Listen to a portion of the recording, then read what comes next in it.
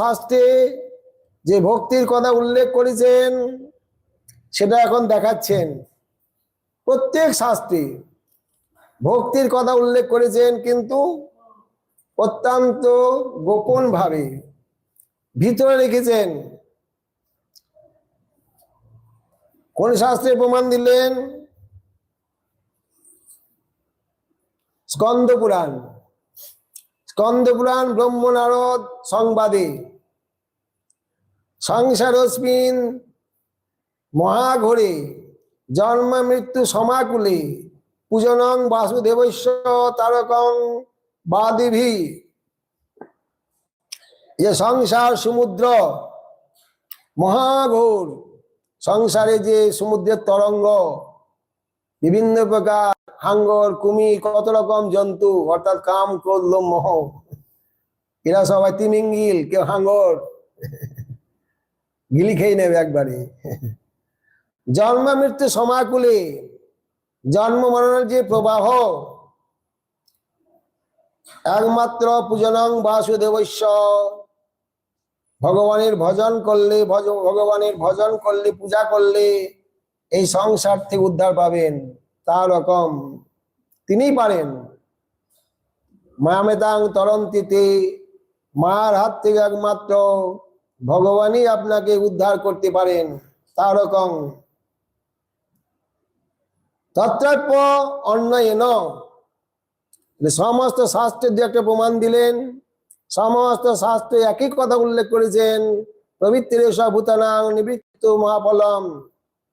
প্রবৃত্তি মার্গে জীবকে নিবৃত্তি মার্গে এনে ভগবানের ভজন করতে বলেছেন।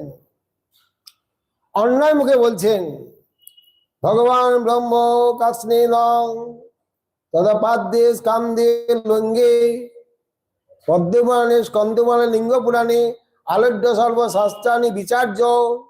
সমস্ত শাস্ত্র আলোড়ন করুন, বিচার করুন, অধ্যয়ন করুন, শেষে কি পাবেন? বিচার্য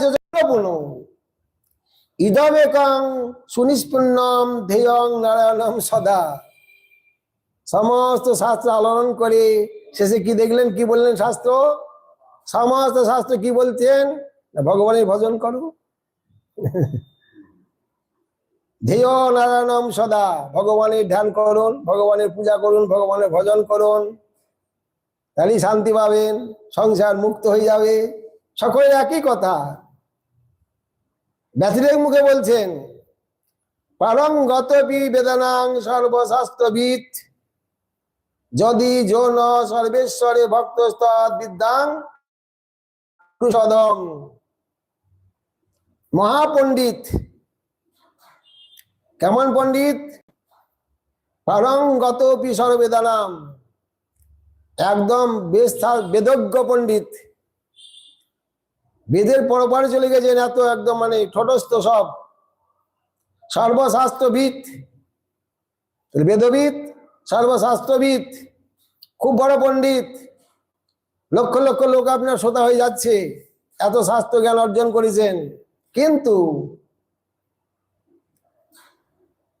যৌন সর্বেশ্বরে ভক্ত তদ্বিদ্যাং পুরুষোত্তমম, যদি ভগবানের ভক্ত না হন, ভগবানের ভজন না করেন, সেই বিদ্যা নরকের কারণ হয়ে যাবে। অত বিদ্যা এই জগতে, মাইক জগতের বিদ্যা না, শাস্ত্রবিদ বেদবিদ মানে সেই জগতের বিদ্যা। শাস্ত্রবিদ জড়বিদ্যা না। অত জ্ঞান অর্জন করেছেন, কিন্তু হরি ভজন করেন না।